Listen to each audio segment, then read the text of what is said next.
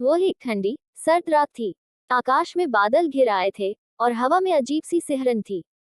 रोहन ने अपने दोस्तों के साथ एक पुरानी हवेली में रात बिताने का फैसला किया था। उस हवेली को लोग भूतिया हवेली कहते थे, लेकिन रोहन और उसके दोस्तों को यह सब मजाक लगता था।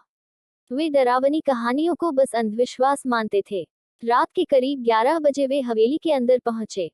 दरवाजे की कर्कश आवाज सुनते ही उनके अंदर एक हल्का सा डर उभर आया, लेकिन उन्होंने उसे हंसी में उड़ा दिया। हवेली के अंदर चारों ओर धूल और मकड़ी के जाले थे। सब कुछ वीरान और खौफनाक लग रहा था।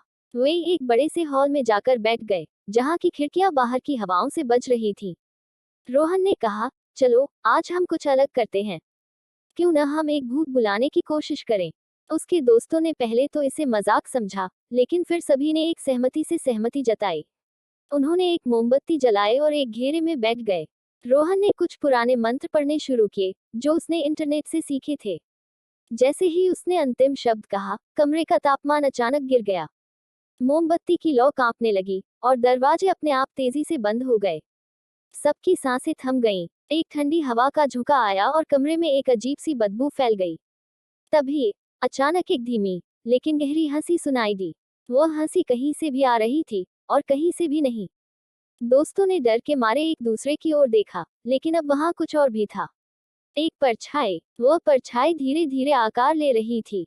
उसकी आंखें लाल थी, जैसे आग से जल रही हों, और उसका चेहरा किसी खौफनाक बुराई की छवि को दर्शा रहा था। तुमने मुझे बुलाया है, एक गहरी और भयावह आवाज कमरे में गूंजी।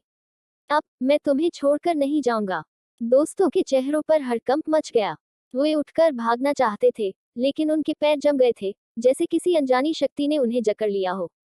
उस परछाई ने अपना हाथ बढ़ाया और रोहन की ओर इशारा किया। रोहन की आंखों में डर साफ दिख रहा था, लेकिन वह हिल भी नहीं पा रहा था।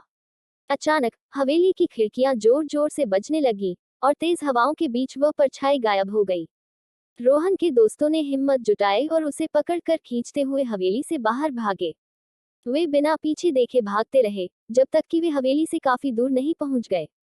लेकिन रोहन ने पीछे मुड़कर देखा। हवेली की एक खिड़की में उसे वही लाल आंखें अब भी उसे देखती हुई दिखाई दी। वो जानता था कि वह परछाई अभी भी उसके पीछे है और शायद हमेशा उसके साथ रहेगी। उस रात के बाद रोहन कभी भी सामान्य नहीं हो पाया। उसकी आंखों में हमेशा डर बना रहता था, जैसे कि कोई उसे हर वक्त देख रहा हो।